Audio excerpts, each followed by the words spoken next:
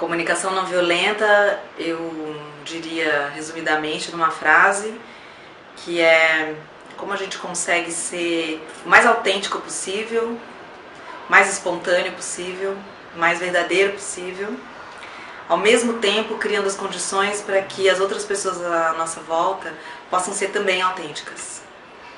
Então a gente aprende nessa nova lógica ética, estética, relacional, a se cuidar mais, né? Eu sou responsável por aquilo que está vivo dentro de mim, aquilo que está pulsando, a vida pulsando dentro de mim.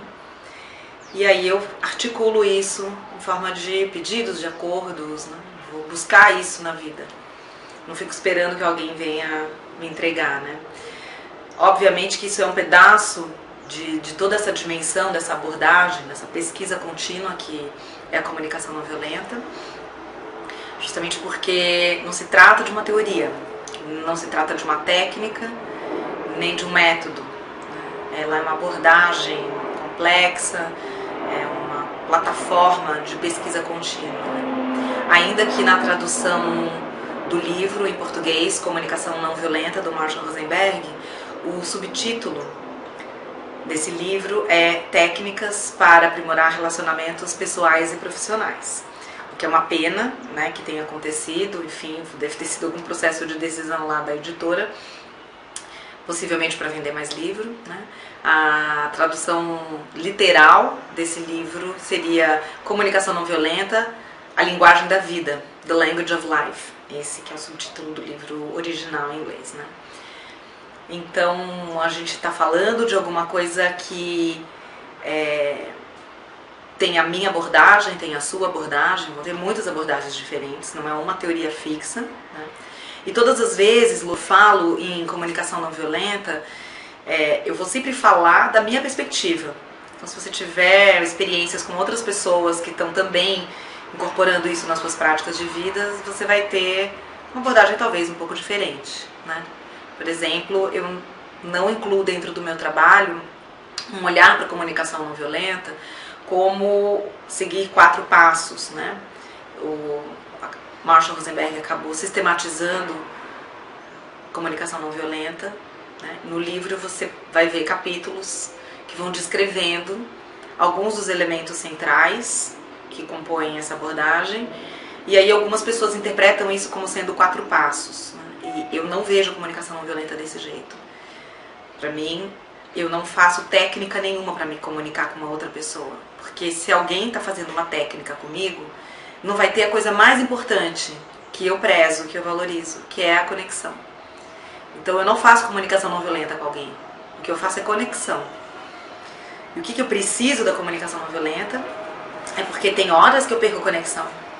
E é nesse momento que eu quero que esse meu radar interno aqui esteja bem sintonizado para sacar que a gente perdeu conexão.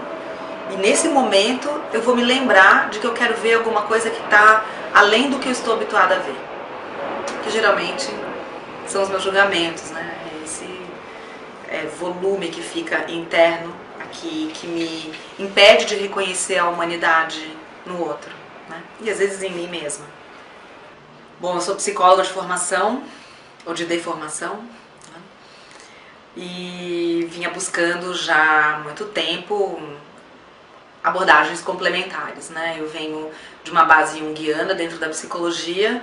Durante muitos anos da minha vida eu trabalhei também com consultoria empresarial, institucional, terceiro setor e também corporativo. E tinha uma coisa que era uma insatisfação na forma pela qual a gente lidava com uma demanda constante que era de mais empatia, mais conexão, mais inteligência emocional, como quiser chamar, né? Inteligência relacional. E aí o que fazer a gente já sabe que a gente quer se conectar mais. Para mim o que faltava, e me dava uma insatisfação muito grande, é que nenhuma técnica, nenhuma teoria que eu conhecia me dava uma segurança no como fazer. Até que um ex-namorado me apresentou o livro do Marshall em 2007, e aí eu fiquei encantada com aquilo, né? Fiquei maravilhada quando eu li. Parecia um bálsamo que respondia a muitas inquietações, e aí na sequência eu fui fazer um curso com o Dominic Barter, que é um professor inspirador, uma referência muito importante dentro do meu caminho. E esse curso para mim foi um portal bem decisivo, marcante na minha vida. A partir desse momento eu comecei a me desconstruir como psicóloga, né? E aí eu brinco da deformação, porque como psicóloga eu aprendi a analisar, a enquadrar, a diagnosticar, né? A entender quem é bipolar, quem é depressivo, quem tem trauma de infância, e isso não me ajuda a conectar. Isso me coloca numa relação de poder com o outro. Então eu estou muito interessada em transgredir essas relações de poder estrutural para poder encontrar a humanidade do outro, né? Me despir, inclusive, desse poder e me vulnerabilizar para que o outro também reconheça a humanidade em mim. E aí sim que a gente tem os processos de transformação acontecendo, né? Na época, meu filho tinha 6 anos e eu percebi que a primeira aplicação mais importante, emergencial na minha vida da comunicação não violenta foi a minha relação com o Tom, com meu filho. Eu percebia que eu tinha muitas informações sobre educação, eu tinha um arcabouço de ideias sobre o que era ser uma boa mãe, e no fundo, o que eu experimentava com ele era uma guerra dentro de casa, né? Eu puxando o cabo para um lado, ele puxando o cabo para o outro, e a gente sempre nessa adversariedade constante e insuportável, enfim. Então, foi um momento onde eu comecei a perceber que o que eu queria com ele era uma outra coisa, era um encontro, era a escuta. E que possivelmente me vulnerabilizar como aquela pessoa que queria muito saber o que é o melhor para ele, mas não sabia, podia ser um lugar onde ele também pudesse me enxergar.